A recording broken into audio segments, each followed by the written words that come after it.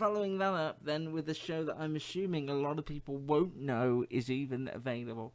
It's called Betty. It's on HBO. All 6 episodes are on Now TV and Sky Comedy.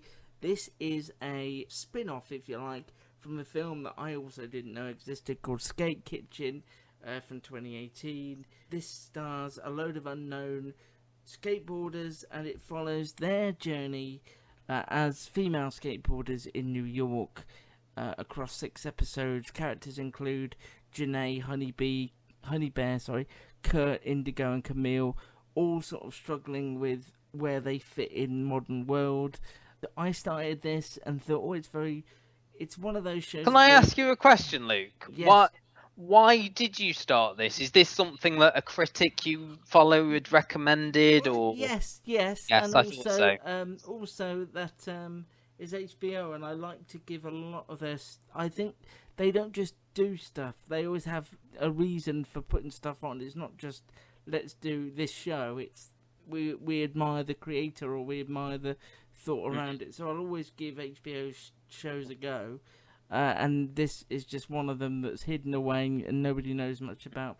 So this is about that core group of girls who skateboard their way through life. They're always outside in New York. They're quite disparate at the beginning, I found. That Kurt and Janae, quite close, and Honeybear as well. Camille, someone they meet in the first episode, who is quite ambitious in that skate world, wants to be featured in these videos a lot more. I think the others are less interested in getting that fame and getting that exposure, being one of these known skateboarders, if you will. And then Indigo was someone who had, I think in the first episode, never actually skated. She was someone they sort of knew, who very quickly became a skateboarder. Sort of rallies or calls for girls to join them and become skaters. And this is actually a tricky one, because if I'd heard somebody review this in its entirety, I would feel that I'd had it spoiled. And what I liked about this was the fact that it started quite plot light and just following them around the city in almost like video camera style, the direction is, and it actually becomes something much wider and more intimate. I've got another question for you, because again, as I mentioned earlier, you asked me to watch this. I'd never heard of this before. What made you watch past the first episode? Because you said to me, watch all 6 because it becomes a different program. So what made you watch beyond that first episode? Because I certainly wouldn't have. And I suppose, what did you feel changed throughout the series without trying to spoil loads of it? I think what changed is it became something that you felt strangely strangely connected to these people, despite not knowing about their world. It was sort of inclusive towards the end, and I found myself drawn in. I was fascinated by a world that I clearly do not belong in, would not fit in. Really? I could see you on a skateboard. You'd have to have an ambulance standing by. It becomes more about who they are and their backgrounds, and when you start it, you think, oh, it's just going to be them getting into scrapes, skating around the city, and it actually becomes more about who they are and where they've come from and why they feel like they fit in this group, where they don't fit anywhere else. There's some Me Too stuff in there. There's some discussion about wealth, and it's actually about trying to find a group that you belong in, and that's what it was. I like. There was a scene, I think, in the final episode where the 2 girls are trying to teach a much younger girl. Yes. That is the final episode. Because that's the final scene, isn't it? Where they leave for a skateboard. And the father's like, get away from her. I know what sort of people you are. And this is my neighborhood. I started off judging them the same way that they were judged by the rest of the neighborhood. And actually, I felt connected to them at the end. I said that normal people could have been seen at the beginning as somebody chopping up an independent film into little episodic portions, and I think that is more. I felt that. I have to say, I did feel that on here with this, and it's interesting you say that it is a spin-off of a movie. I wasn't aware of that either, but I think that you could have easily turned this out. You know, it's less than 3 hours. It's around 3 hours, all 6 episodes combined. And I think you could have probably cut little bits out and had it as a big movie. I didn't feel particularly televisual to me. If maybe you'd had a few more episodes, then you could have justified that. I think normal people, if comparing it to that it did have a lot more.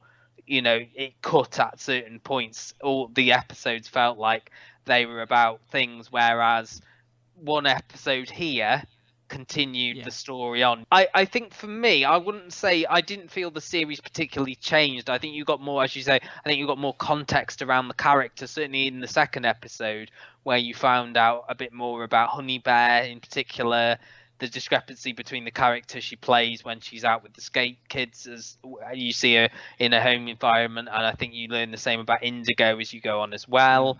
And as you say, the Me Too stuff with Janae is very interestingly done. I wouldn't say particularly, I don't think I enjoyed it as much as you did, but it certainly did charm me by the end. I think yes, that's what I mean, really. I wouldn't say this was one of my favorite programs of the year. I wouldn't. Never blew me away, but it's not there with the sort of euphoria. But yeah, it charmed that final episode when they do succeed in not doing something. It's quite moving, and they do a lot to make you care about those 5 central characters. And again, there's that authenticity there. It's clearly something that and I think it helps having primarily non-actors, non-known people in these roles adds to that authenticity, as I always say, when it's people you don't recognise. I did like the fact that they got a Tony Hawk cameo in there as well. I love that. Even I spotted that. Yes. Can I come? No, you're not a woman. He obviously maybe sort of enjoyed the film, and they asked him to do this. But again, it's as you say, it shines a light on a culture that hasn't got a light shone in it very often. I think it is worth your time. I don't think it possibly stuck with me as much as it did you, but I think I always get when something that I think I shouldn't be interested in captures me, then that always stays with me longer. I don't feel that I shouldn't be interested. I'm not as judgmental as you. So who'd have thought that we'd be talking anyway about a TV series about a load of girls that skateboard around New York? You know, I'll tell you what it reminded me a little bit of, and it wasn't a program I thought of at all until I started watching it, was Smilf. It had that similar feel to it. That the New York oppressiveness and the But I do think this is worth checking out. You know, from our description, if it sounds like something that you would like, I think for me it was the 3rd episode with Janae's birthday, and I wasn't going to reveal that, but they might not be that, and Kurt sort of coming round to the fact of maybe how she acted during that, and the bit with the rats. And I think this would have benefited from a few more episodes, because I don't feel maybe I got to know a lot about Camille's background or a lot about Kurt's background. Maybe they could do that in the second season, but I would have liked a few more episodes, perhaps. Me too. And that would have maybe gone away from me thinking that this just feels like a cut down independent film. Well, I feel I'm always confused, because sometimes I'm advocating for the weekly 9 o'clock sit down, water cooler hour, one a week, and then sometimes I'm saying you need to watch. You're very much a hypocrite, because sometimes you'll go, well, if it didn't win me over on the first episode, why should I watch anymore? For this particular case, it's all there. You can watch it all. And you should watch it all. I wasn't drawn in by the first one, but take it from me, if you can get to episode 3 and it's not a hardship, then I watched it all in a day. I watched it all on Thursday. So did I. I really enjoyed it. Betty on HBO and Sky Comedy, and again it brings me back round to, I don't like this splitting up of all the different Sky genres, because it means things get lost, and in the case of this, it means something is branded a comedy when it's not really. I don't know where you would put it, because it's Sky Atlantic if you're going to put it. Yeah, it's not of a genre, really, is it? very much a fly on the wall. Bits of it made me laugh, but Yeah. I mean, Kurt, the actress who plays Kurt, she's sort of a mixture of Jay from Jay and Silent Bob and Daisy Cooper in this country. Yes. That's who I would equate her to. I love the final episode when she's doored. Yeah. I think she just got doored, man. Yeah. She's brilliant. She's not going to make it. She's in hospital. Yeah. She got run down by a car and she's not going to make it. She's dead? No, just she's not going to make it today.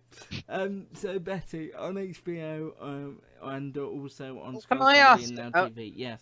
Is Betty, is that a skate term? Apparently it's a slang term for girls that ride skateboards. And I have no idea why. Yeah, I was going to ask that. I assumed it was a skate term, but... Yeah.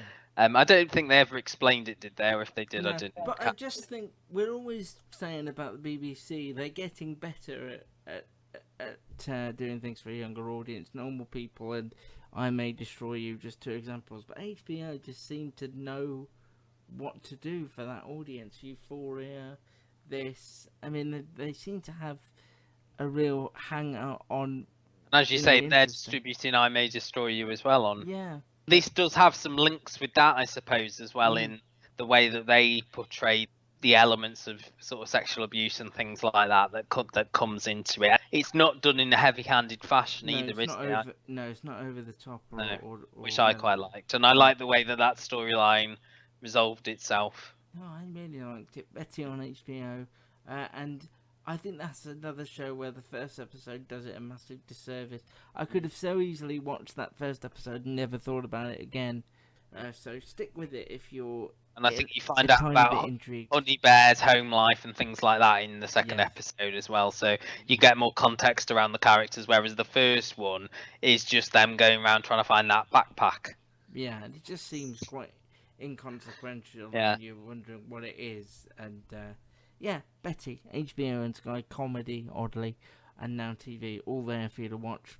If you're slightly intrigued, watch it. Thank you.